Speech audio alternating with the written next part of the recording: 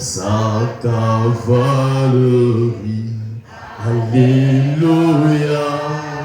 Oui, mon Père, mon Père. Père, mon Père. Alléluia, au chant d'Israël, sa cavalerie. Alléluia. Oh, Élie s'en va. Élie s'en va. Alléluia. La gloire.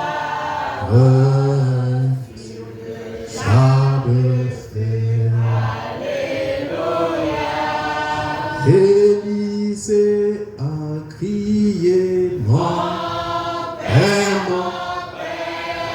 Père, Israël est sa cavalerie. Alléluia. Oh, Jésus s'en va, Jésus s'en va. Oh, dans la gloire, dans une nuée. Alléluia. Les disciples ont crié, mon Père, oh, chant d'Israël, sa cavalerie.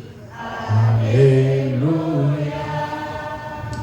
Prions. Dieu notre Père Céleste, auteur de la vie, nous te sommes infiniment reconnaissants pour ta grâce, pour ta présence, pour ton assistance. Entre tes mains, nous dédions ce temps ainsi qu'à ta volonté. Nous prions que l'homme ne puisse pas s'exprimer, mais que le Saint-Esprit puisse s'exprimer et que toi seul puisses nous prendre ce contrôle, Père éternel. Car si les peuples qui portent ton nom s'assemblent, ô Dieu, et demandent une chose à ton nom, tu as promis de le faire. Ainsi, entre tes mains, je consacre alors ce temps et je prie que tu puisses, ô Dieu, nous bénir ce soir et que ce ne soit pas un homme qui va nous parler, et que le Saint-Esprit puisse s'exprimer selon qu'il est écrit dans ta parole. Dans le dernier jour, il va enseigner à notre Père, mais nous serons tous enseignés par le Saint-Esprit. Ainsi, entre tes mains, nous consacrons ce temps. Puisses-tu nous voir au travers du sang que tu as versé à la croix, qui parle mieux que le sang d'Abel, qui n'a point seulement crié, mais qui a aussi racheté l'homme qui était au fin fond du péché de l'abîme, Père éternel. Mais par ta grâce, tu as ramené l'homme, ô Dieu, vers le ciel, vers le Saint-Esprit. Ainsi, laisse que le Saint-Esprit puisse être répandu en ce lieu, Père, dans chaque cœur au travers de ta parole. Comme dans Actes chapitre 10, alors que Pierre parlait encore, le Saint-Esprit est descendu sur ceux qui ont écouté la parole. Que cela soit ainsi pour nous aujourd'hui, au nom de Jésus-Christ. Amen. Proverbe 14. On va se mettre debout pour lire la parole. Que le Seigneur bénisse tous. Shalom. Proverbe 14. Le verset 1er. La femme sage bâtit sa maison et la femme insensée la renverse de ses propres mains. Prions. Dieu notre Père, ta parole vient d'être lue, et puisses-tu descendre au travers de cette parole et nous bénir encore, car il est écrit, heureux ceux qui lisent et qui entendent, Seigneur. Nous avons lu, nous sommes heureux. Ô Père, nous voulons aussi entendre pour être également encore heureux ce soir, et afin que ta parole soit accomplie, parce que le ciel et la terre passera, Père, mais ta parole ne passera jamais. Que cela soit ainsi dans nos vies, au nom de Jésus-Christ. Amen. Tous une fois de plus, au nom du Seigneur Jésus-Christ. Je vous salue au nom du Seigneur. Amen. Nous devons toujours être dans l'expectative.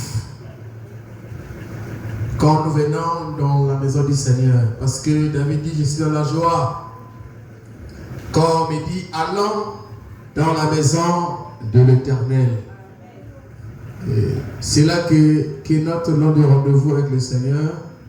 Donc nous devons toujours être heureux d'y être. Amen. Il n'y a pas un endroit meilleur où on se sentira mieux que dans cet endroit. Parce que c'est ici que nous venons rencontrer notre Dieu. C'est ici que nous venons entendre les oracles de l'Éternel. C'est ici où Dieu nous parle au travers de sa parole. C'est ici que Dieu avait prévu pour nous rassembler afin d'être en communion. Parce que la Bible dit qu'il est doux et agréable pour deux frères de demeurer ensemble. C'est là que Dieu répand la vie pour l'éternité. Alors qu'on avait dit que je suis dans la joie, comme il dit, allons dans la maison de l'Éternel. Alors, nous allons essayer un peu par la grâce de Dieu de continuer dans notre sujet. Ce n'est pas peut-être un grand sujet, mais c'est un sujet capital, surtout pour nos foyers, ainsi de suite. Et puis à la fin, nous allons donc amener ça dans le type de Christ, parce que la femme, c'est le type de l'Église. Amen. Amen. Frère Madame dit que si aujourd'hui, excusez-moi, je vais un peu la place. Oui, les enfants et autres se retrouvent étant les enfants de la rue, c'est parce que nous les parents, on n'a pas fait notre travail. Voilà pourquoi Salomon dit une femme sage bâtit sa maison, mais l'insensé les renverse. Comme j'ai dit que c'est un sujet peut-être qui ne paraît pas trop gros, mais un sujet pourtant capital et vital. Alors, donc nous voyons que le sujet c'est une femme ménagère. Nous avons essayé le dimanche de définir ce quoi, n'est-ce pas, une femme ménagère. Amen. Nous avons mis dans le dictionnaire qu'une femme ménagère, c'est une femme qui gouverne. C'est un gouvernement où le ménage est un gouvernement domestique. Tout ce qui concerne la dépense et l'entretien d'une famille. Amen. Alors, donc, ce frère Madame qui dit que chaque femme, en réalité, est une ménagère. C'est ça. C'est bel et bien ça, sa position initiale.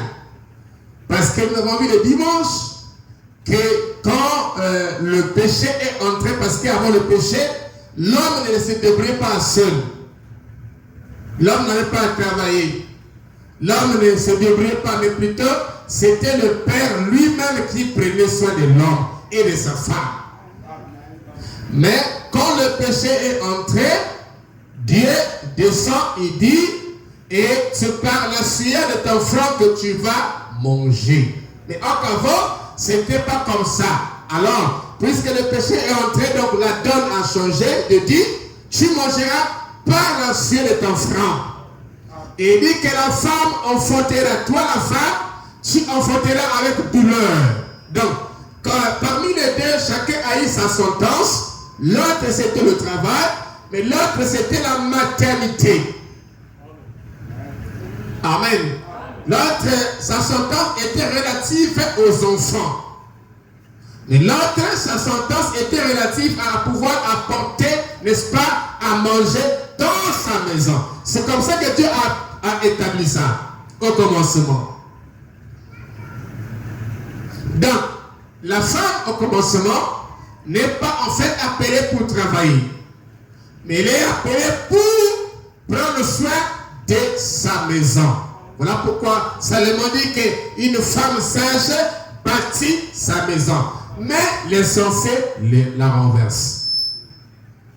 Voilà pourquoi la pensée de frère Branham, de notre prophète, a toujours été la Bible. Même si on semble penser, mais est-ce que ça c'est la Bible? Ça a toujours été la Bible, parce que le prophète, c'est lui par qui la parole vient. Et il ne dit que ce que Dieu lui dit, ou ce qu'il voit dans les Écritures. Amen. Amen. Voilà pourquoi il dit ceci. Il dit ceci dans cette brochure, le choix d'une épouse, qu'on avait commencé de lire.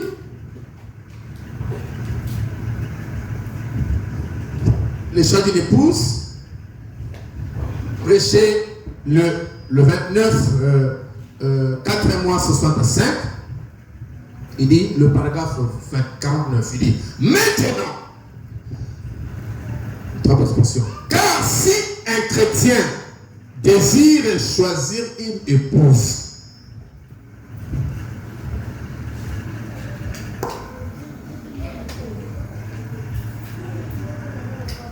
chrétien désire choisir une épouse, si il est chrétien, on ne dit pas un païen, mais si il est chrétien, parce que tout le monde qui fait le choix ne sont pas des chrétiens. Tout le monde qui se marie ne sont pas des chrétiens. Le mariage est un devoir qui est donné pour tout le monde. Que tu sois païen ou chrétien, tout le monde sont appelés à se marier et à produire des enfants. Et avoir un ménage. Mais là, il est question d'un chrétien. Car si un chrétien désire choisir une épouse, ok? Si un chrétien, ou plutôt un chrétien, désire choisir une épouse, il est convenable qu'il choisisse une véritable femme née de nouveau. Ça, c'est le genre ou la qualité de femme qu'un chrétien choisit. Si Christ va choisir une femme, il choisira une femme qui croira sa parole. Alléluia. Qui sera renouvelée dans son esprit. Pourquoi? Parce qu'il est Christ. Et le mot chrétien vient du mot Christ. Donc, si un Christ ou si un chrétien, parce que le mot Christ c'est celui qui est au loin. Et quand nous sommes au loin du Saint-Esprit, nous devenons des chrétiens. Donc on ne peut pas parler de chrétiens sans être au loin par l'Esprit de Dieu. Et donc il dit, si un chrétien désire choisir une épouse, une épouse, c'est une femme que vous allez épouser. Amen. Qui va devenir une partie de vous par le lien du vœu. Alors, celui qui veut se marier dans la parole, n'est-ce pas, nous, dans notre religion, il doit le faire étant en qualité de chrétien. Il doit le faire étant lui-même chrétien. Et un chrétien, c'est quelqu'un qui est né de nouveau parce qu'il a l'esprit de Christ en lui. Et la profondeur appelle la profondeur. Il ira choisir aussi un chrétien, une femme, une épouse née de nouveau. Pourquoi?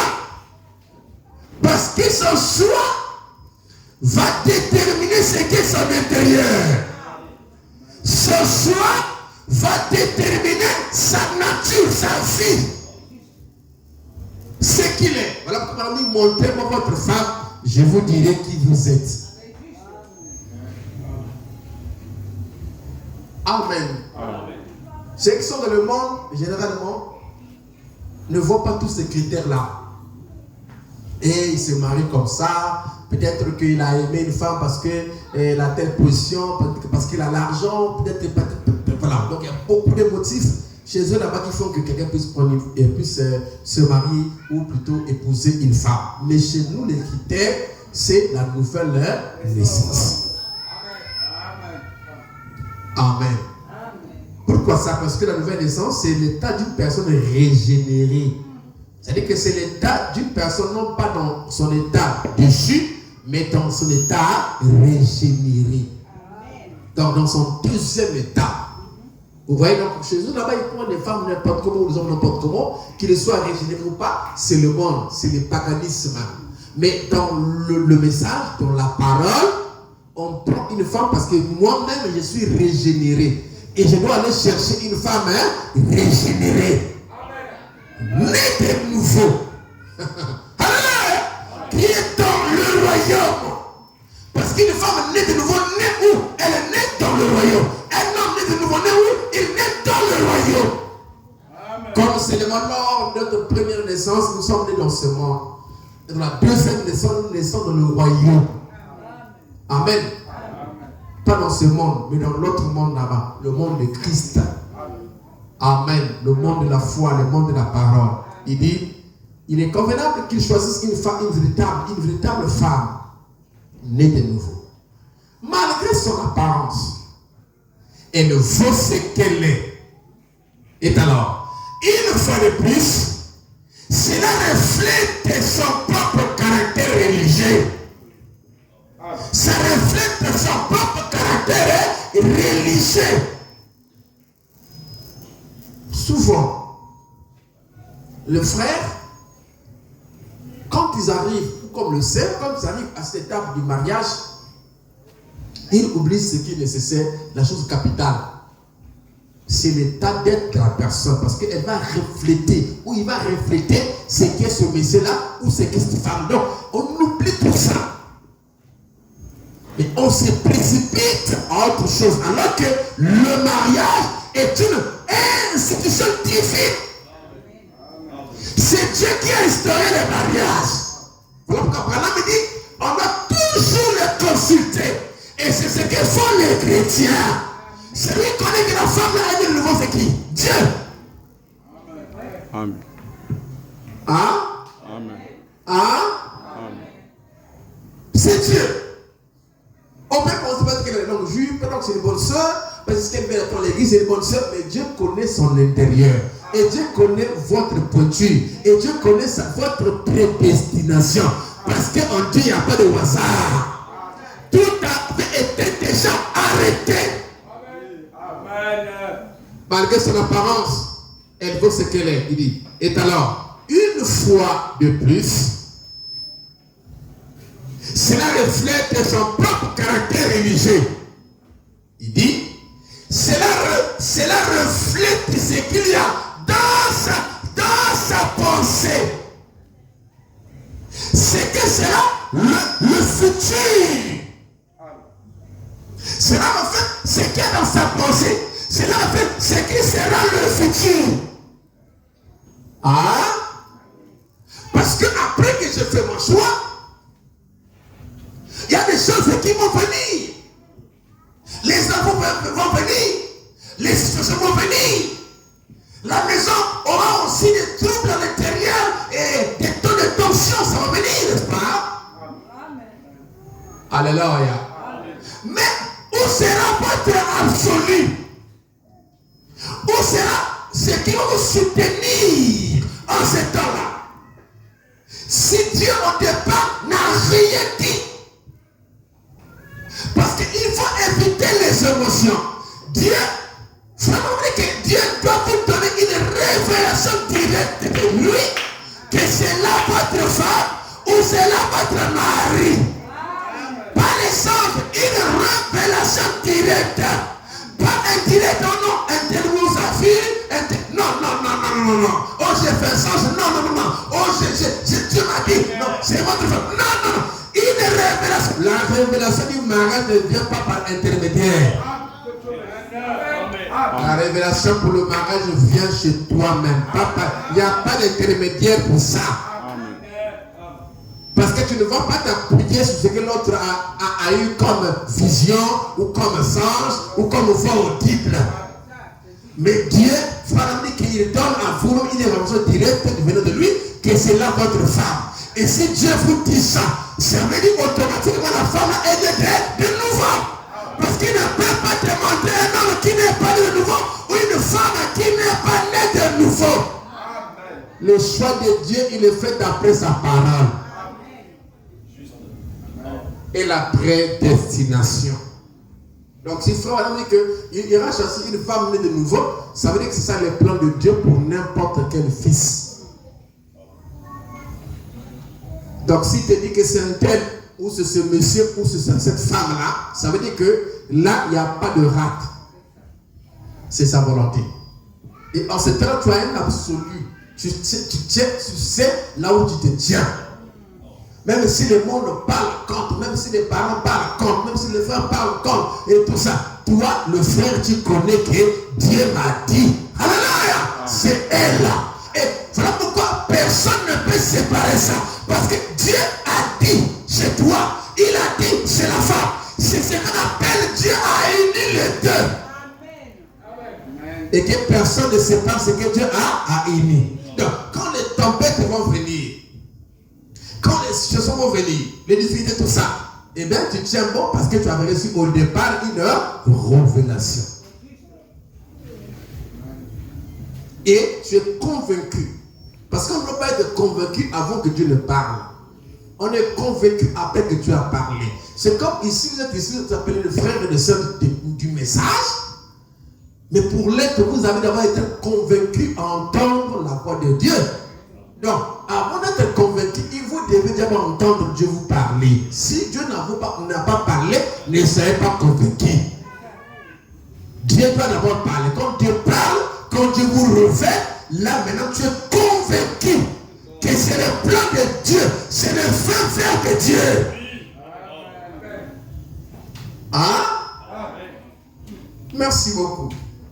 Alors, il dit, s'il épouse une de ces petites guitares modernes, non, je crois que j'ai sauté, voilà. Voilà, cela révèle ce qu'il y a dans sa pensée et ce que sera le futur. Il dit, car ces enfants seront élevés par une femme de ce genre. Il dit, ce que sera l'avenir de son foyer. Donc, s'il choisit mal ce monsieur-là, il détruit l'avenir de son foyer. Et son foyer qui va détruire, c'est même la progéniture, les enfants de ce monsieur-là, elle va détruire ça. Pourquoi? Parce qu'elle n'a pas l'essence divine en elle. Elle n'est pas née de nouveau. Elle n'a pas la parole en elle. Elle va détruire ça. Voilà pourquoi, quand on dit que non, ces chrétiens-là devraient choisir une femme née de nouveau. Parce qu'une femme née de nouveau a la crainte de Dieu. Et saura comment gouverner sa maison. Alléluia. Saura comment diriger les affaires de son mari. Comme l'épouse de Christ dirige les affaires du Père, de Jésus. Elle saura comment le faire. Parce qu'elle est née de nouveau. Et la nouvelle naissance là c'est un lien entre lui et Dieu. Elle a une relation, alléluia, intime avec le Seigneur. Et ce mari-là peut aller au travail, il peut aller ça et là, il n'a pas d'inquiétude parce qu'elle connaît que sa femme a une position dans la parole. Et les enfants sont en sécurité. L'avenir des enfants est assuré. Est-ce que c'est bon? Il dit, merci, il dit, voilà, s'il épouse une de ces petites Nikita modernes, sereine du sexe, que peut-il espérer? Il dit, quel genre de foyer un homme peut-il espérer avoir s'il épouse une fille qui n'a pas assez de morale pour rester à la maison?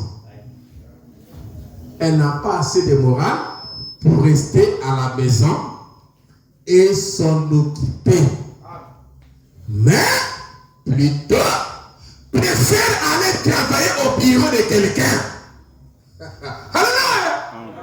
Elle ne veut pas, elle n'a pas assez de morale, elle ne veut pas rester à la maison et s'en occuper.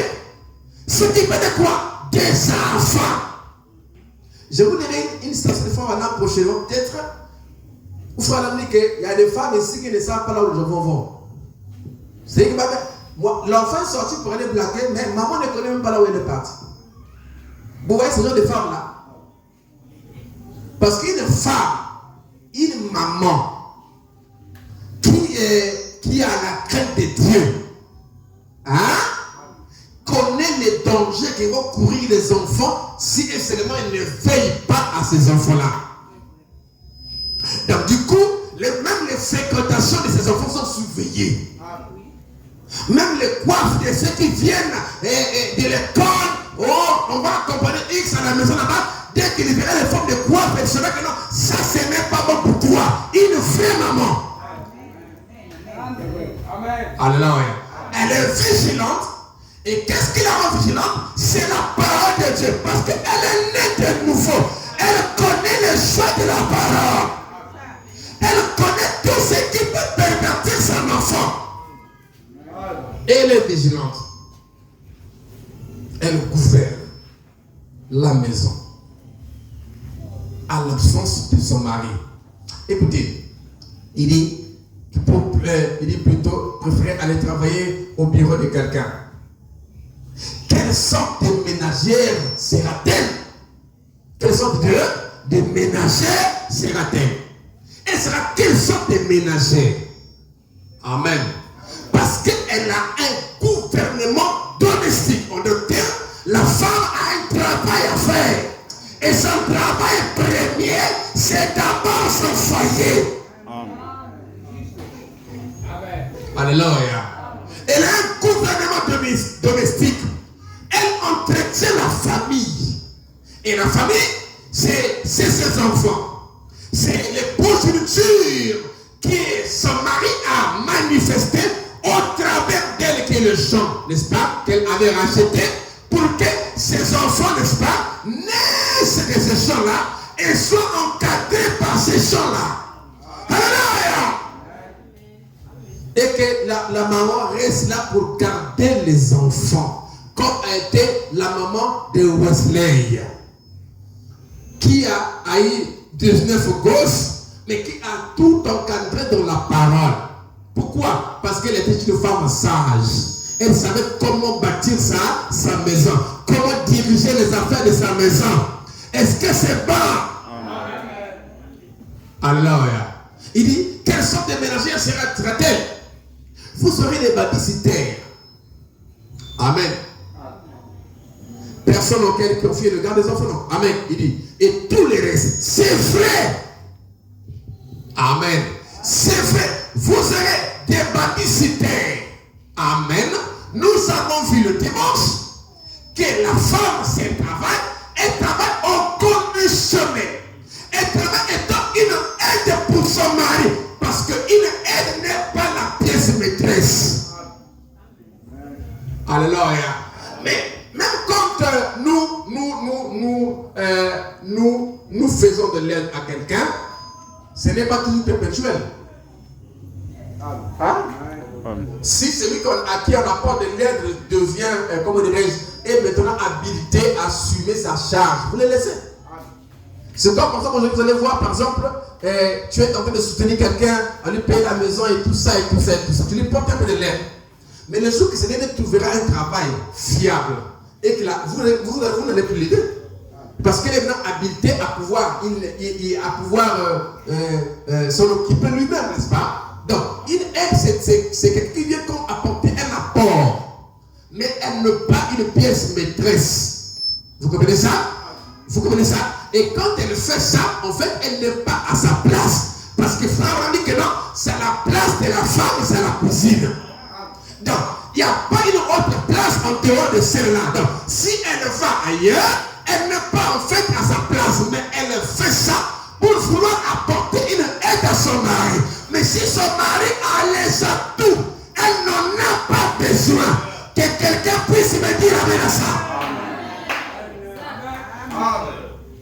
Alléluia. Les postes qu'elle devait occuper, elle laisse son mari aux hommes qui devaient, n'est-ce pas, qui ont des charges, qui ont des enfants, qui ont des femmes à entretenir, qui gardent ces postes-là pour pouvoir faire avancer les choses dans la société. Parce que la femme a déjà une position que Dieu l'avait donnée. Même si c'est, comme dit frère, vous pensez que je suis un misogyne ou bien que c'est dur tout ça. Mais la vérité reste la vérité. On doit la prêcher comme ça. Sinon, les Écritures n'auront pas sa place. Toute Écriture est inspirée de Dieu est utile pour enseigner, pour convaincre, pour instruire dans la justice. Amen. Alors, l'autre chose qu'on m'avait dit la fois dernière, avant de continuer à acheter l'autre jalon. Donc, question-réponse sur les Hébreux, troisième partie, donc troisième, ou plutôt, qu'est-ce qu'il dit? Question-réponse sur les Hébreux, chapitre 3. Amen. Alors, prêchez le 6, 10e 57.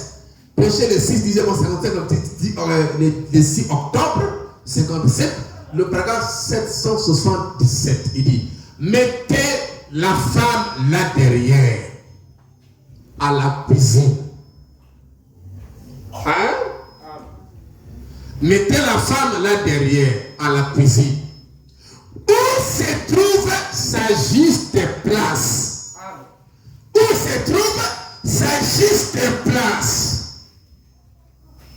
Alors, toutes les choses iront très bien. Donc, si elle ne pas à sa place, les choses n'iront pas bien.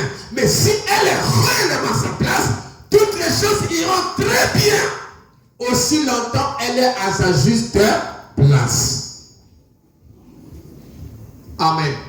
Mais, si vous la mettez là dans le service public, ce sont les dossiers là, on ne peut pas jeter ça. On doit lire ça. C'est la parole. C'est la parole. Si vous la mettez là dans le service public, ça est fini d'elle. Waouh! Je ne dis pas que fini par la pense. Il dit ça est fini d'elle. Si vous la mettez dans une place publique où elle est exposée. Il dit, ça n'est fini d'elle. Parce que le dimanche, on avait vu qu'il y a des femmes qui sont tombées comme ça avec d'autres maris parce qu'on les avait mis dans des milieux publics. Amen. Donc, il ne faut pas en vouloir. Si quelqu'un trouve qu'il répond à tout ce qui est demandé, n'est-ce pas? Pour vivre, pour manger, pour s'occuper de sa femme et tout ça, et demander à sa femme de ne pas travailler. Ce n'est pas un péché. C'est même ça sa vraie position. C'est même ça l'écriture. Quelqu'un qui s'amène à ça. Alléluia. Alléluia. Et en ce temps-là, elle n'est pas exposée. Mais elle est juste dans sa vraie place où elle devait être. Où Dieu l'a établie. Parce que souvenez-vous, beaucoup de foyers sont brisés et gaspillés et détruits parce que les deux sortent. Amen. Maman va au travail, papa va au travail. Quand les enfants viennent de l'école, ils viennent trouver personne.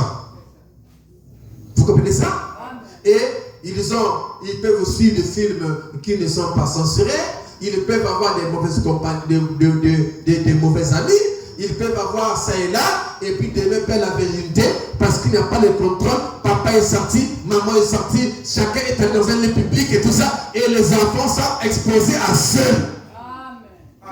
Et c'est ça qui détruit les enfants. Est-ce que quelqu'un peut dire amen ça?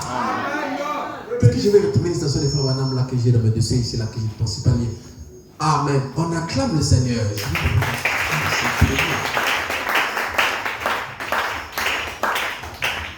Est-ce que je vais retrouver quelque chose comme ça? Si je ne trouve pas ça, je vais.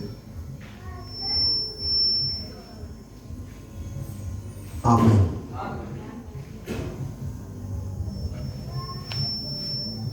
Voilà. C'est dans. Prenez d'abord l'autre là. Prenez d'abord ça et puis je vais monter là-bas. Élie, prêché le 1er, 3e mois, 55. Brochure Élie.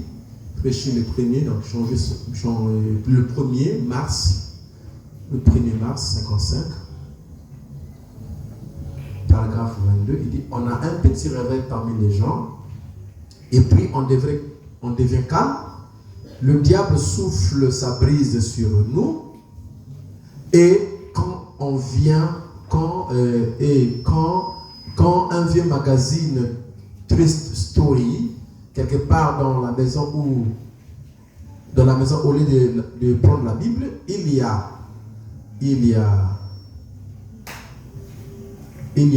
un soir, dans cette ville, beaucoup de chrétiens.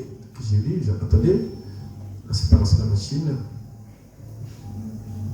Voilà, il y a ce soir, oui, il y a ce soir dans cette ville beaucoup de chrétiens qui peuvent tout vous dire au sujet de Hollywood, mais qui ne savent pas davantage au sujet de Dieu.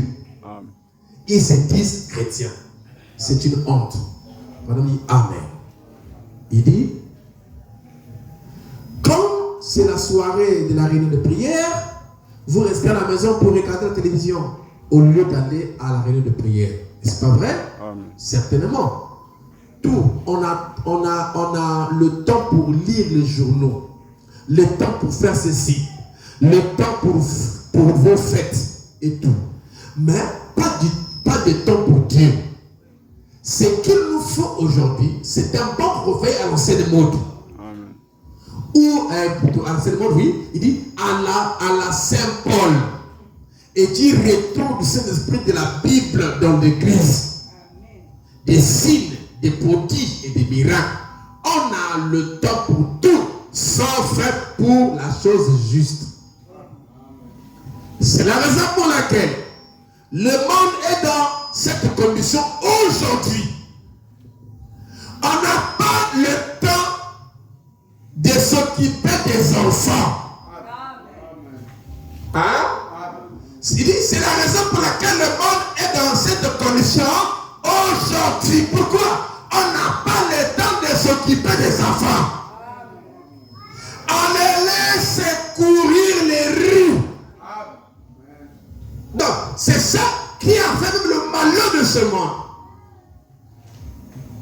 Qu'il y ait des bébés noirs, des bandits, des machins, parce que on n'a pas le temps de s'occuper des enfants. Mais qui va s'occuper des enfants? Alléluia. Ou qui devrait s'occuper des enfants? Hein? C'est la mère, c'est maman. Mais papa et maman ne donnent pas les moyens pour aller travailler. Alors, qui prendra soin de ces enfants? Donc, les enfants, on les laisse courir les rues, ils sont abandonnés à eux-mêmes. Alors que les enfants ont besoin de notre orientation. Et Dieu a préparé les choses que maman, qui voit le premier jour de l'enfant, qui est le premier le toucher, puisse encadrer cet enfant-là. Mais les deux vont aller, n'est-ce pas, ils sortent le matin pour revenir le soir. Et après demain, on va attendre, comment on appelle ça, la puberté, donc l'âge de la puberté. Alors, elle arrive là-bas, et se met de l'autre côté là-bas, on va, n'est-ce pas, la déverger, tout ça. Et on se retrouve avec beaucoup de sœurs nées de tabernacle et tout ce qui ne sont plus vierges. Pourquoi? Parce que nous n'avons pas su les encadrer. Parce que le danger est toujours là. Le monde, c'est des païens, c'est des machins, l'école, tout ça. Le danger est toujours là. Mais est-ce que nous avons fait notre travail? Au lieu de dire à notre fille que tu as perdu la virginité, est-ce que toi, maman, tu as d'abord fait ton travail? Est-ce que tu l'as protégé? Hein? C'est ce qui fait que hier, dans le tabernacle, des équipes de messages, il y avait beaucoup de vierges. Aujourd'hui, on a peu de vierges. Parce que les parents sont devenus des délinquants. Ils ne s'occupent pas de leurs enfants. Amen. Vous savez que la vie éternelle pour les enfants, c'est la meilleure chose qu'on peut leur laisser.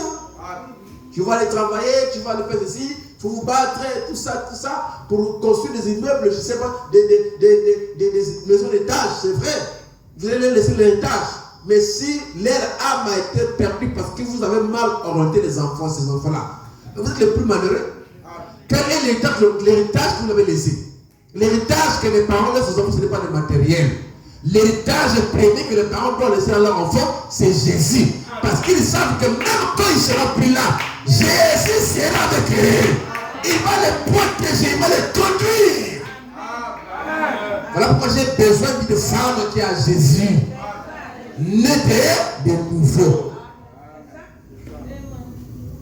Amen.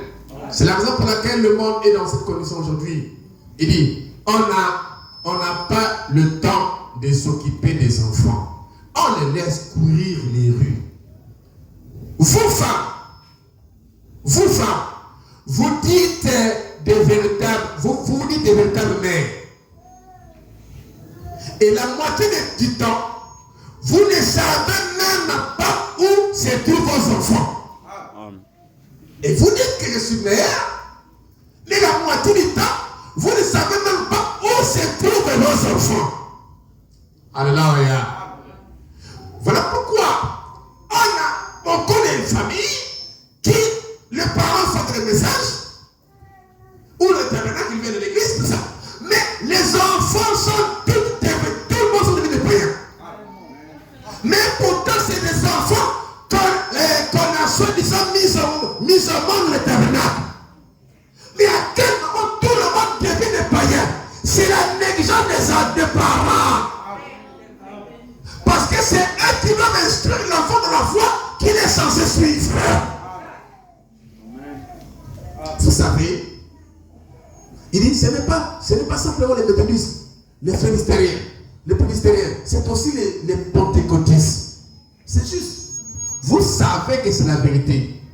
Vous parlez de la délinquance juvénile. Il s'agit essentiellement de la délinquance des parents. Ce dont les parents ont besoin aujourd'hui, c'est de faire sortir les vieilles boîtes de bière de ce réfrigérateur. Il dit, là-bas, c'est doter les cartes de la table et de placer la Bible juste là, de l'ouvrir et d'appeler les enfants autour d'elle pour une réunion de prière. Voilà de quoi nous avons besoin aujourd'hui. Alléluia. Dans Proverbe chapitre 29, le verset 15. Proverbe 29, verset 15, il dit ceci, écoutez, relative à ça. Proverbe 29, le verset 15. Proverbe 29, le verset 15. Écoutez, la verge et la correction donnent la sagesse. Mais l'enfant livré à lui-même fait honte de sa mère. Amen. L'enfant livré à lui-même fait honte de son père, non, de sa mère. Et nous lirons de cette fin de faire le jour à venir précisément sur la maman comme on vient de le lire. Il ne fera pas honte à son père, mais il fera honte à sa mère. Pourquoi sa mère? Parce que c'est elle qui est censée élever les enfants, comme a dit frère Branham dans le brochure Choix d'une épouse, comme venait de lire, n'est-ce pas? Et pourquoi cet enfant fera honte de sa mère? Eh bien, c'est parce qu'il a été livré à lui-même. Il n'y a pas de contrôle. Il n'y a personne pour l'orienter. Et demain, il fera la honte de sa mère. Pourquoi? Parce que sa mère n'a pas été là pour l'élever. Elle était là quand il est né. Il a donné sa maternelle et tout ça. Mais à maman, il a l'amour de maman. Et cet enfant a été détaché. Pourquoi? Parce que maman n'a plus le temps de s'occuper d'elle. Il faut que l'enfant arrive à un certain âge où papa prendra la relève. Frère Madame, pour certaines orientations. Amen. Mais quand on fait enfant, il est toujours au pied de sa mère. Vous comprenez ça? On appelle ça l'amour maternel. L'amour maternel, ce n'est pas seulement de donner à l'enfant. Ce n'est pas seulement avoir des soucis. Non, ce n'est pas ça. L'amour maternel, c'est vouloir.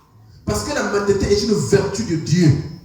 C'est vouloir voir cet enfant être sauvé. C'est ça l'amour maternel. C'est pas seulement un mouliard, il me fâchait, tout ça, fallait pas le temps. Non, non, non. Une vraie mère. Quand la sœur Atu a regardé, il dit, frère, démontre ce que tu fais. Mais regarde la maternité. Regarde ce que tu fais. Alléluia. Elle a regardé, il dit, je veux le salut de mes deux enfants. Voilà une mère. Une mère qui est chrétienne, née de nouveau. Qui a cette vertu-là donnée par Dieu. Alléluia. Veut toujours voir son enfant être sauvé. Alléluia. Advienne que pourra, elle va se battre parce que moi, dès que je suis là, je ne peux pas vouloir que je passe les lecteurs à seul.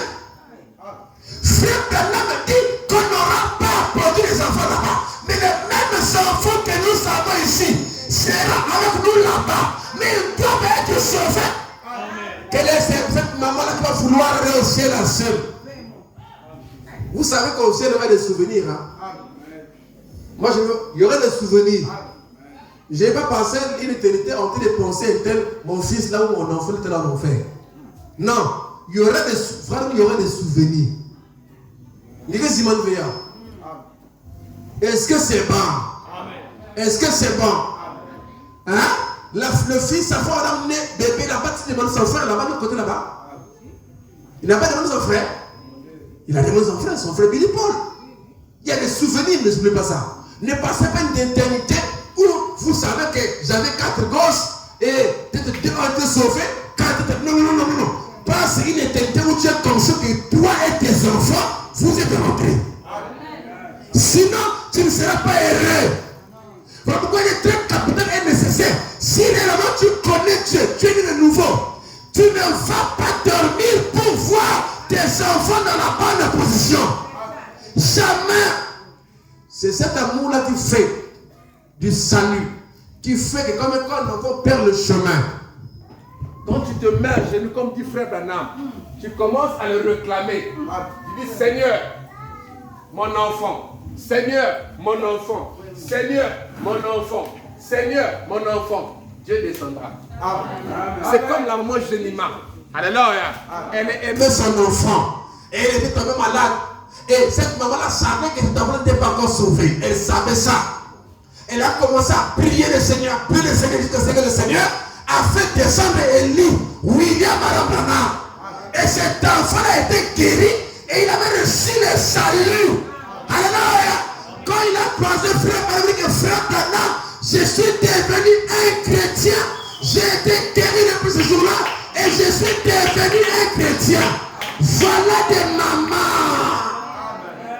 Frère Migue, malgré que son enfant était devenu un peu grand, mais pour lui, pour elle, c'était le bébé à maman. C'est ça la maternité. Et elle ne dormait pas pour voir l'état de son enfant. Non pas que l'enfant était malade, mais elle se disait, si elle meurt dans cet état-là, il est perdu. Donc, elle ne se souciait pas seulement de la maladie de l'enfant, mais aussi de son salut intérieur. Que si elle meurt comme ça, n'est-ce pas? Oh, je ne vais plus les retrouver comme le travail. Non, le salut de mon enfant, Seigneur. Et le Seigneur envoie tout un prophète pour un enfant. Pourquoi? Parce que la mère est tombée. Tout un prophète, Dieu l'a envoyé. Les prophètes, Dieu l'a envoyé à une foule, à Durban, à machin, en Inde, tout ça. Mais là, Dieu a envoyé les prophètes vers un enfant, vers une femme, parce que la femme là avait un enfant et elle avait prié pour une seule personne. Alléluia! Dieu a arrêté l'avion, a fait tenir l'avion et a conduit frère Branham à arriver chez la maman Jenima pour voir, pour apporter la guérison. Alléluia! À son enfant et aussi amener cet enfant au salut comme sa mère l'aurait voulu. Voilà la maternité. Voilà pourquoi la verge et la correction donnent la sagesse. Vous comprenez ça? Voilà pourquoi quand un enfant sort comme ça, il va chicoter à mollet là. Mais il ne faut pas avoir la compassion. Et quand ça déborde, là, tu sens que l'enfant... Il ne faut pas aussi cacher au mari. Il y a des moments comme ça, là, où je dis au mari, le mari va se fâcher. Non, dis ça, papa. Amen. Parce qu'il y a un moment où papa c'est le roi. Alléluia. C'est le pasteur de la maison. Il ne faut pas être complice des enfants. Amen. Tu prends la chicotte, tu chicotes là. Pour faire quoi? Pour amener l'enfant dans le droit chemin. Il faut la chicotte. C'est biblique la chicotte, n'est-ce pas? Il dit, la verge et la correction donnent la sagesse. Mais l'enfant lui fait à lui-même faire honte de sa mère. Il y a des mamans ici qui n'ont même pas tapé l'enfant. Qui ne vont pas penser pour taper l'enfant. Maintenant, vous les gaspillez. L'amour est correctif. Ce qui prouve que tu l'aimes, c'est quand tu la chicotes bien pour le faire revenir à la raison. Pour son bien. Alléluia. Oh, que soit béni, n'est-ce pas? Je dirais c'est maman, réveillez-vous. Amen. Je dois réveiller maman. Après avoir arrivé un peu au type de Christ, tout avant de chuter là-bas, l'autre côté là-bas, les jours à venir. Il dit, dans la brochure, que ferait de Jésus appelé Christ? Que ferait de Jésus appelé Christ? Prochain le 24, 11e mois 63, le paragraphe 27. Que ferais-je de Jésus appelé Christ? Amen. Du 24, 11e mois, donc novembre 63, le paragraphe 24, plutôt 27, il dit, mais alors, il est venu dans son laboratoire, en fait les tests de diabète. Elle avait la diabète, et alors, avant-hier, elle était en route vers la clinique pour cela.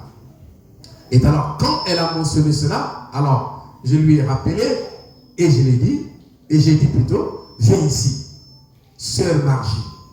Et je lui ai dit qu'elle avait les mains engourdies, et comment elle s'est tenue, et comment elle se sentait pas bien plutôt. Il dit, la petite dame travaille nuit et jour, pratiquement. Nuit et jour pratiquement, la petite dame. Elle travaille nuit et jour pratiquement. Là, à une loyale petite mère, il dit, pour aider son mari, elle travaille là pour aider son mari à financer la construction de leur maison. Donc, il y avait un problème de construction.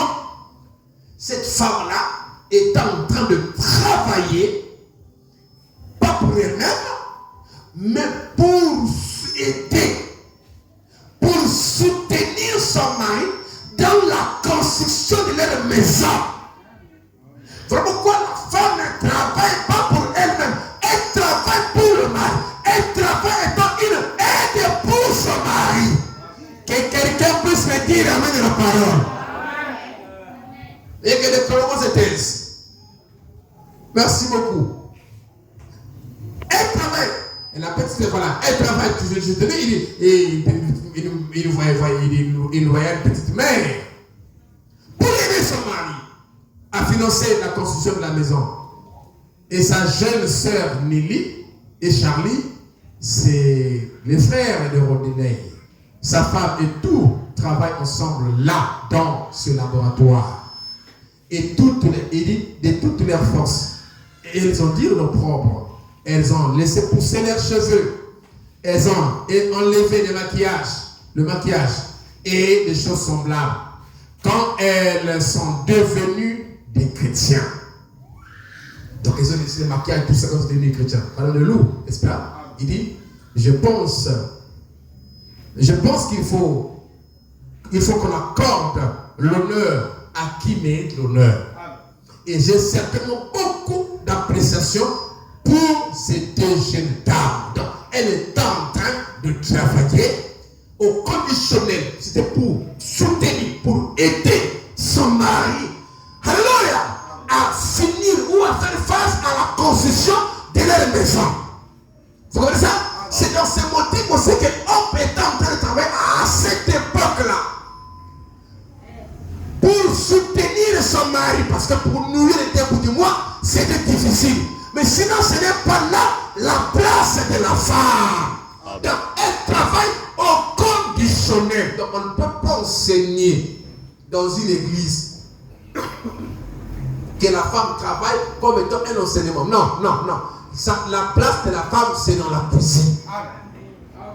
On ne peut pas la voir là-bas policière et tout ça. Frère Bana me dit que même les accidents et tout ça qu'ils ont noté aux États-Unis, tout ça, il dit la majorité des accidents étaient produits par les femmes qui étaient taximens.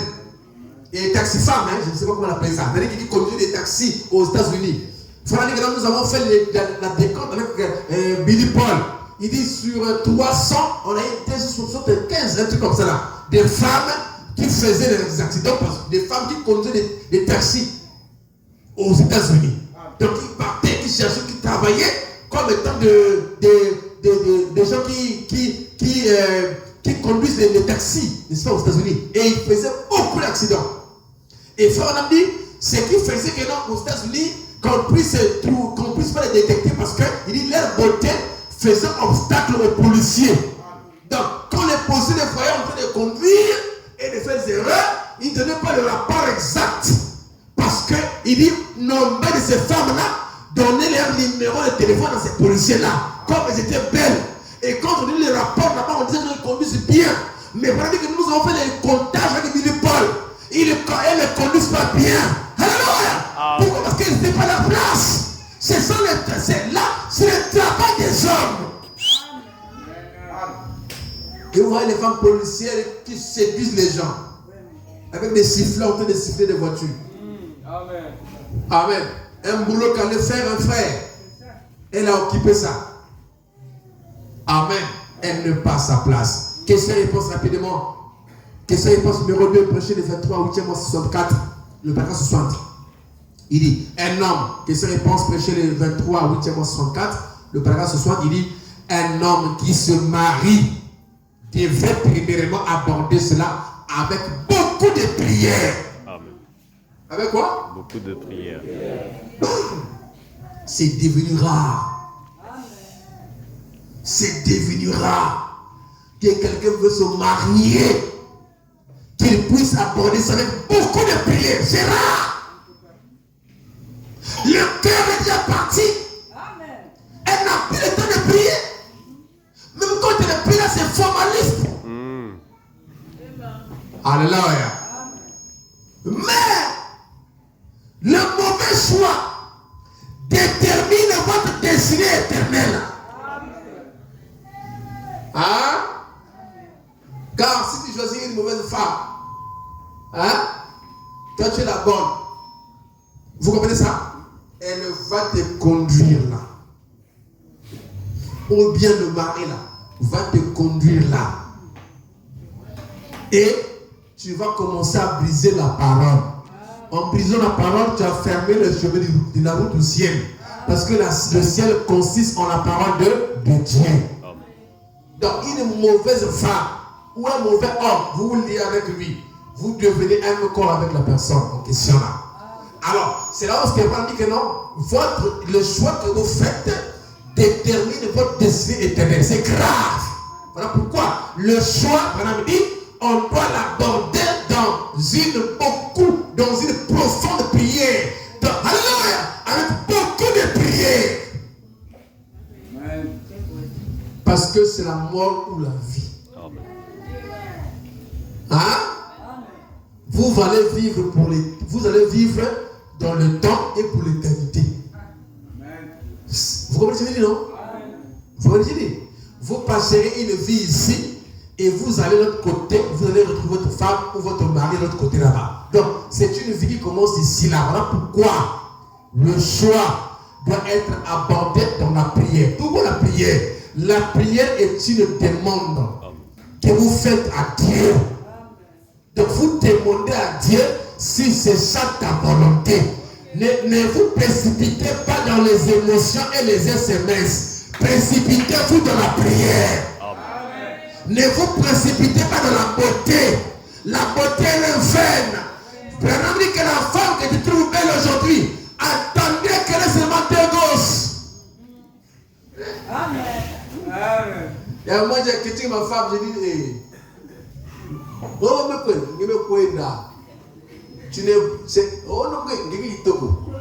mais quand je t'ai connu là, avant le bouta, parce que c'est l'écriture.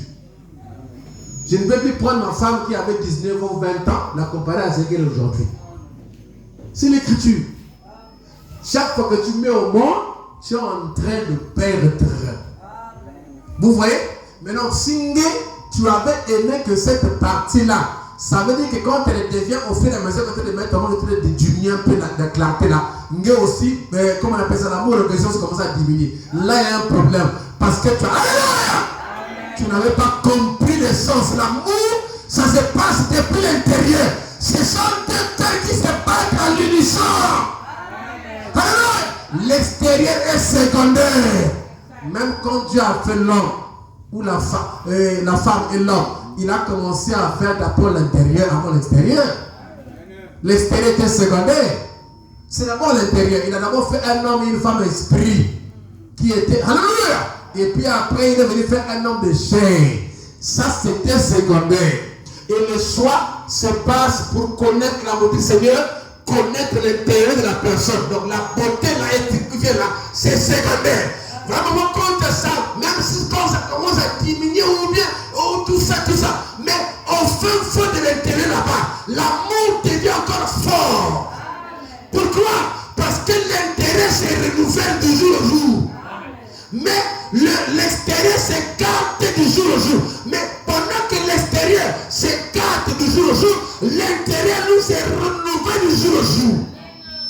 Voilà, quand tu verras des vieux qui arrivent vivre avec les bâtons, mais il y a trop d'amour pour eux. Les deux. Tu vas dire, oh, mais même ils vont bien vraiment. Pendant que là, ça s'écarte, là, l'intérieur, là, ça continue à se renouveler. Donc, si tu choisis la beauté, simplement la beauté pandare, tu seras déçu. Vous comprenez ça? Amen. Vous comprenez ça? Est-ce que vous comprenez ça? Amen. Ah oui. Amen. Mais abordez ça dans la prière. Moi-même, pour donner, avec mon épouse, pour faire le vœu, pour faire les promesses, elle est là. On était beaucoup hésitants. Elle était hésitante. Moi aussi, j'étais hésitant. Parce que vous savez qu'à cette étape-là, il n'y a pas un chemin de retour. Donc, il faut vraiment que vous soyez convaincus pour être concernés. Parce que là, déjà, vous signez votre, comment dirais-je, votre union là. Et des fois, c'est que vous voyez l'extérieur, c'est pas ça qui sera dans la maison. C'est pas ça. Des fois, tu vois, tel frère ou telle soeur, elle est bonne, mais c'est si vous connaissez là, des conseils bonnes. Mais quand vous arrivez dans la maison, c'est autre chose. Vous comprenez ça? Donc, du coup, l'apport de Dieu, les soutiens de Dieu, ne doit pas être négligé. L'apport de Dieu ne doit jamais être négligé. On n'arrive pas là tant que tu n'as pas les signes du Seigneur propre à toi. Oui. Une révélation directe venant de Dieu, que c'est votre femme. C'est ainsi dit le Seigneur. Pour vous, pour toi seul. Amen. Amen. Un homme qui se marie, qui devrait se marier, un homme qui se marie, devrait premièrement aborder cela avec beaucoup de prières. Premièrement, c'est la première chose. C'est la première chose. Mais aujourd'hui, la première chose est devenue les sentiments. On lance des sentiments. Alors la première chose, c'est d'abord aborder ça dans la prière. Avant les sentiments. Parce que les sentiments sont bizarres. Hein? Les sentiments, comme ça se lance déjà là pour freiner, ça c'est des problèmes. Hein? Et bien, que tu es déjà parti, c'est fini. Et quand c'est comme ça, tout ce que tu peux avoir comme songe, révélation, tout ça, tu mets ça à côté. Aïe. Parce que les sentiments, c'est dans l'avant. C'est-à-dire révéler les sentiments que tu vois de l'avant, tout ça. Donc tout ce que tu peux voir de contraire là pour toi, c'est le diable. Alors tu oublies que les sentiments, c'est le diable. Pourquoi? Parce que tu n'as pas d'abord apporté la chance de la prière. Si à un moment on doit beaucoup prier, c'est quand on fait la chose d'une femme ou d'une église. Amen. Parce que votre destinée éternelle en dépend, n'est-ce pas? Il dit, vous ne devrez pas choisir une femme pour sa beauté extérieure. Hein? Vous ne devez pas choisir une femme pour sa beauté extérieure. Mais plutôt sa beauté intérieure. Alléluia. Donc extérieur là, c'est secondaire. C'est d'abord l'intérieur. Mais plutôt pour sa beauté intérieure. Une femme qui sera une mère pour vos enfants. Vous voyez? Parce que si tu choisis une guitare, il y aura du sexe. Une femme non née de nouveau. Alléluia. Une pointure qui n'est pas la sienne ou la tienne. N'est-ce pas? En ce temps-là, c'est des problèmes. Amen. Ah. Il dit, c'est une mère où elle sera. Il dit, une femme qui sera une mère pour vos enfants. On devrait la choisir avec la prière. Amen. Amen. Amen. Pourquoi? Regardez, les enfants que tu feras maintenant au monde avec elle, depuis que tu es né dans le sein de ta mère, tes enfants là seront là. Et tu es là en toi. Toi le mari, donc, il ne faut pas que quand tu vas déposer des enfants dans une terre donnée, une maman donnée, et que la colère soit une camp de suite pour perdre tes semences. Vous voyez, j'ai dit non? Pour que tes semences se perdent. Non. Parce que le sang vient du mal. Elle n'est que l'ovule. Elle n'a que l'ovule. Elle n'a que le sang, pour, n'est-ce pas, dans lequel la semence va être ensemencée. Mais le fils appartient à papa. Et ils étaient à papa depuis ce temps-là, depuis ses arrière-arrière. Il était étant jeune. Et quand il était manifesté, tes enfants sont en toi. Et tu dois trouver un champ dans lequel mettre semer tes semences. Mais que le champ-là ne soit pas la mauvaise. Pour que quand tu vas semer tes semences sur tes enfants, qu'elles ne soient pas habilitées à bien le cadre et que tu perds tes semences pour l'éternité. C'est ça le danger. Vraiment, la femme est en train de lier le choix en rapport avec la ménagère, en rapport avec la maman qui prendra sur les enfants. Pourquoi? Parce qu'on se marie pas pour les enfants, n'est-ce pas? On se marie parce qu'on s'aime, mais après le mariage, il y a le fruit du mariage qui sont les enfants. Mais si la femme là n'est pas à sa place, ne joue pas son rôle, mais tu vas perdre ta sémence. Ce n'est pas sa sémence à elle, c'est ta sémence à toi. Alors quand je fais mon choix, je dois choisir vraiment une épouse. Pour que quand mes sémences vont être manifestées, mes enfants, parce que les enfants appartiennent à papa. Amen. Est-ce qu'on prend ça? Amen. Est-ce que c'est bon? Amen. C'est comme nous sommes l'église, non? Vous êtes enfants de Dieu, non? Mais vous n'appartenez pas à l'église, vous appartenez à Jésus-Christ. Vous comprenez ça? Donc les enfants appartiennent à papa. Ça c'est l'église. Mais vous n'appartenez pas à l'église. Vous appartenez à Jésus, papa. C'est lui qui nous a engendrés. Nous étions en lui. Nous étions en lui. Donc, comme vous avez le temps, il ne faut pas trouver quelqu'un, une femme qui va faire perdre les semences. Voilà pourquoi la femme c'est l'église. Christ a dit, je vous ai donné des pasteurs, des prédicateurs, des bergers prédestinés. Pourquoi? Parce qu'il sait que c'est dans ce terrain-là que ses enfants vont être élevés. Donc, il ne faut pas que ce monsieur soit quelqu'un qui est égaré, qui fera des compromis à la parole. C'est pour faire quoi? C'est pour préserver sa sémence. Donc, il a prédestiné des bons bergers. C'est la même chose, parce que c'est l'église. Vous comprenez ça? C'est l'église. Nous sommes l'église. Je suis l'église. Vous êtes l'église. Amen. Mais Christ, c'est le Père. Amen. Donc le Père doit choisir une bonne femme, un bon prédicateur, un bon pasteur, un homme prédestiné. Alléluia. Une femme née de nouveau, une femme prédestinée, afin de lui confier ses enfants. Comme je dis, non? Amen. Mais non, si vous confiez vos enfants à une iniquité, comme dit frère Madame dans la brochure, le choix d'une épouse, mais quel sort pour vos enfants? Quel sort? Amen. Je finis par cette dernière citation ici. Donc, vous trouvez une bonne femme, une bonne épouse, vous l'épousez, vous savez qu'il est de nouveau, vous savez qu'il est prédestiné, et vous pouvez confier vos enfants chez elle. Elle va les enfanter, elle va les encadrer, elle va les élever, parce qu'elle est une femme née de nouveau, parce qu'elle a la crainte de Dieu. Donc, l'enseignement sur Moïse, rapidement, je finis par là, parce que nous sommes déjà à 1h11 que je fais, 19h15 ici. Donc, prenons la dernière station, enseignement sur Moïse, prêché le 13, 5e mois, 56, le paragraphe 12. Il dit, bon, il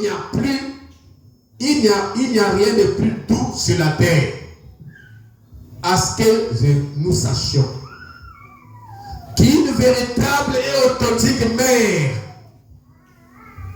que Dieu bénisse la véritable âme d'une véritable mère. Mais nous avons beaucoup de substituts aujourd'hui qui sont appelés mères.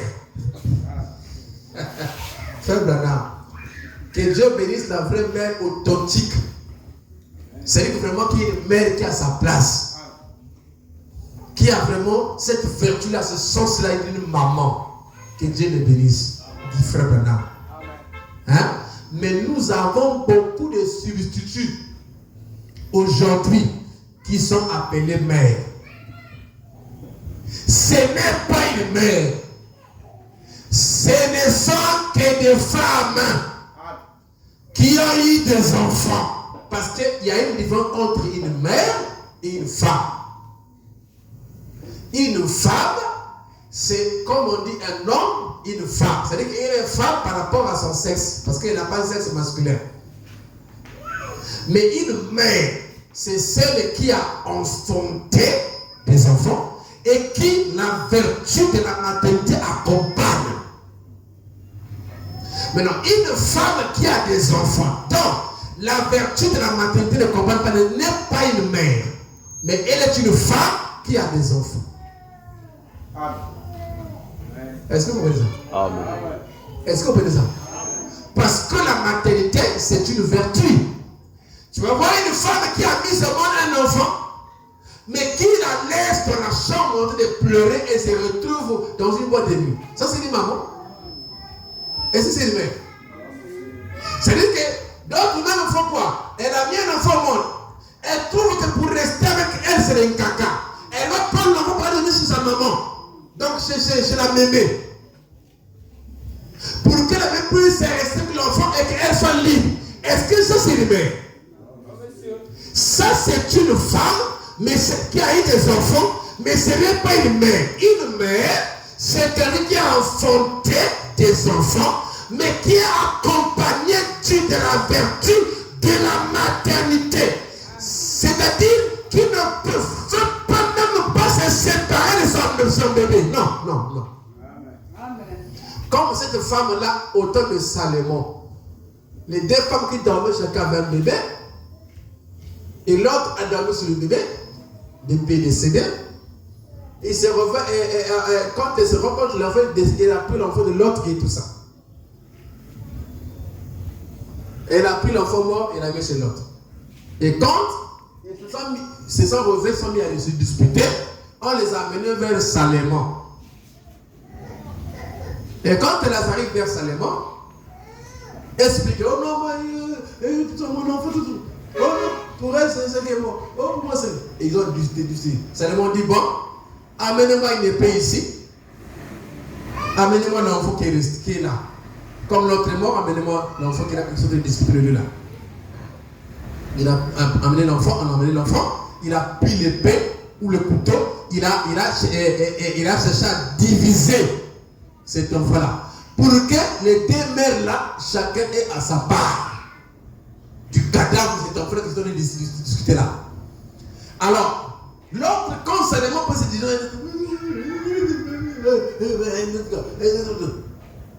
l'autre dit, oh, le roi, ne tue pas l'enfant. Ne tue pas l'enfant. Donne-la l'enfant. Regardez la nature de cette femme-là. Si la femme-là avait la maternité, elle n'allait pas faire ça. Un. Deux, elle n'allait pas gober que l'enfant soit tué. Comme l'autre. Même, vous comprenez ça? D'ailleurs, ce qu'elle a fait là, une vraie mère ne peut pas aller prendre l'enfant qu'elle n'a pas enfanté pour vouloir la prendre. Non, une vraie mère ne peut pas le faire. Elle n'en veut pas de maternité, cette femme-là. Elle n'en avait pas. C'était une délinquante. Une vraie mère ne peut pas accepter ça. D'ailleurs, même une vraie mère, elle ne dort pas comme ça dans la qui dit le moine. Il m'a enlevé. Il faut moi le moine. Une vraie. Est-ce que vous connaissez ça? Une vraie mère ne dort pas qu'on chante. Elle va prendre le pied, je ne sais pas, le corps. Une vraie mère, quand elle dort avec l'enfant, elle dort, mais c'est comme si elle ne dort pas. C'est ça, c'est une vertu, c'est une qualité que la femme a. C'est Dieu qui a donné ça, c'est plus fort qu'elle-même. Elle ne peut pas dormir comme un cochon, elle est là où tu as un enfant, tu dors comme quelqu'un qui est mort. Mais maintenant, le temps qui est mort, le temps que l'enfant là, si je ne sais pas si c'est le pied qu'elle pose sur l'enfant là, si c'est la tête, quand l'enfant pleure, elle va écouter, non, elle va, vous voyez que c'est. C'était pas une vraie mère. Une vraie mère, vous comprenez ça? Et elle était plus loin jusqu'à réclamer l'enfant de l'autre. Elle était consciente pour elle de mort. Ça aussi, c'est un manque de maternité. C'est ça que prouve ça. Elle n'était pas une vraie mère, cette femme-là. Et quand ça arrive, il dit que non, on va déchirer. Elle dit on déchire. C'est ce qu'elle fait. Une vraie mère, quand même, elle passe là. Quand on tape un enfant au titre de la mort, elle laisse dire ah, vous passez, ah, vous. C'est comme si moi-même, regarde la maternité. C'est pas son enfant qu'on tue là par les policiers. Mais quand elle voit ça, elle ne supporte pas ça. C'est comme si c'était son enfant. Voilà les chances de la maternité. Une mère. Donc, frère Bana montre qu'il y a des mères, il y a des femmes. Toute femme est femme. Tous sont des femmes. Mais d'autres sont des mères. C'est la vertu là qui fait de mères. Amen.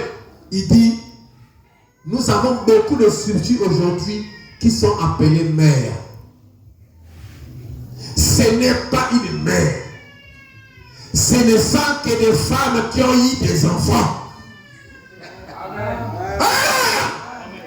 Je dois lire ça.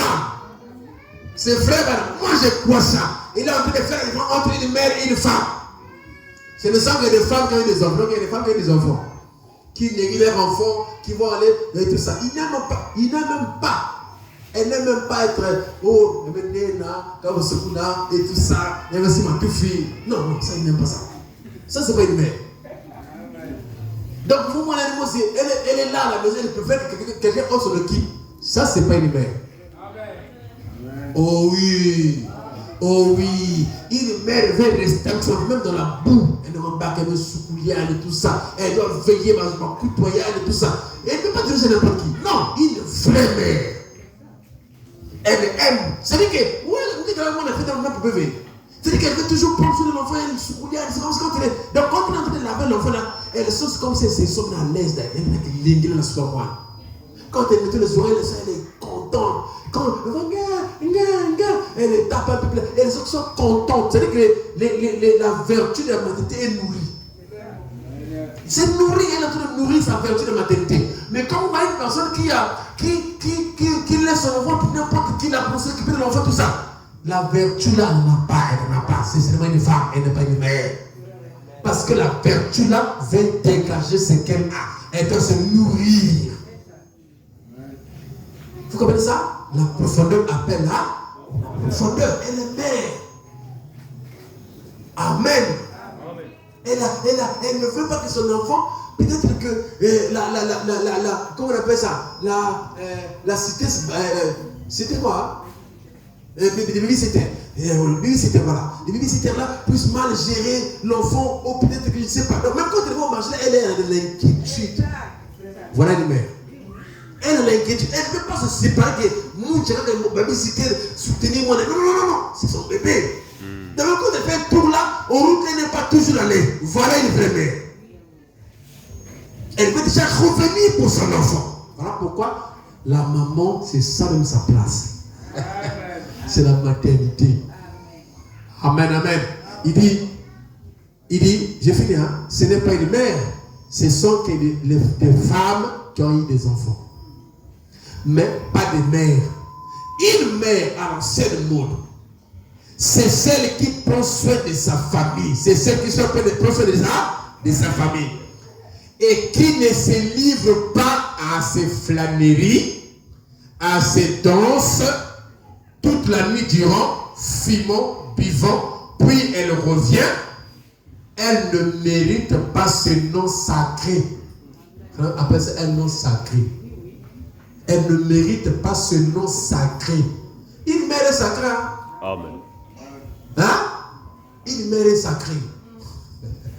Alléluia. C'est un nom sacré. Amen. Une mère est sacrée.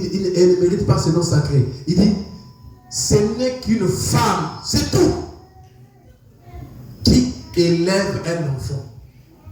Mais ce n'est pas une mère. En effet, une mère, c'est autre chose que ça.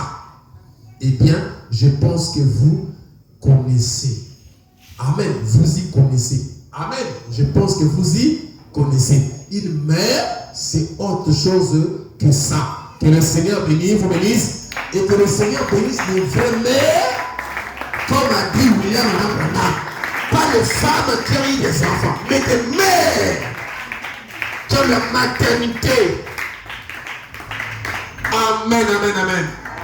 Oh, gloire au Seigneur. Le sang pour moi.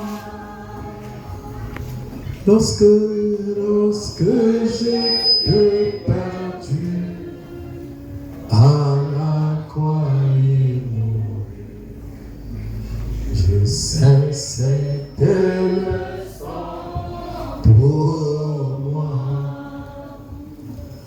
Oh, lorsque j'étais perdu, oh, à la croix et mourir, oh, je sais c'était le sang pour moi.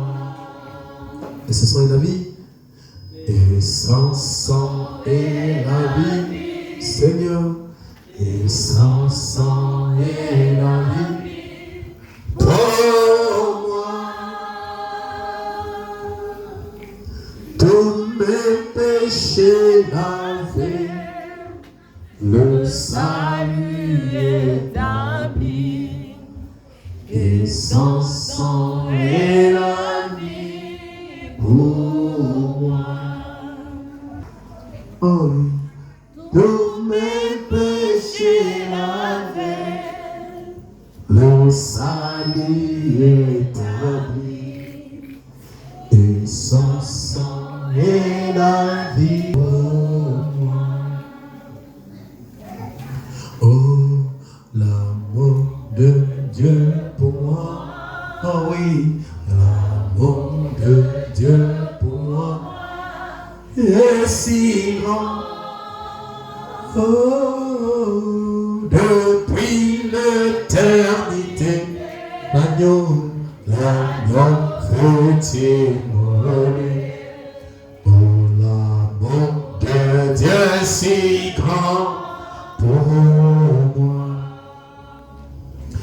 Oh oui, depuis l'éternité, oh, l'agneau fait témoigner. Oh, l'amour de Dieu si grand pour moi. Si Christ n'était pas mort, si Christ n'était pas mort, oui, si Christ n'était pas mort pour moi, je serai toujours errant. Oh, et n'ayant pas la vie, si Christ n'était pas mort pour moi. Oh oui, je serai toujours errant. Oh, et n'ayant pas la vie, si Christ n'était pas mort pour moi. À présent, lève votre voix, prions le Seigneur.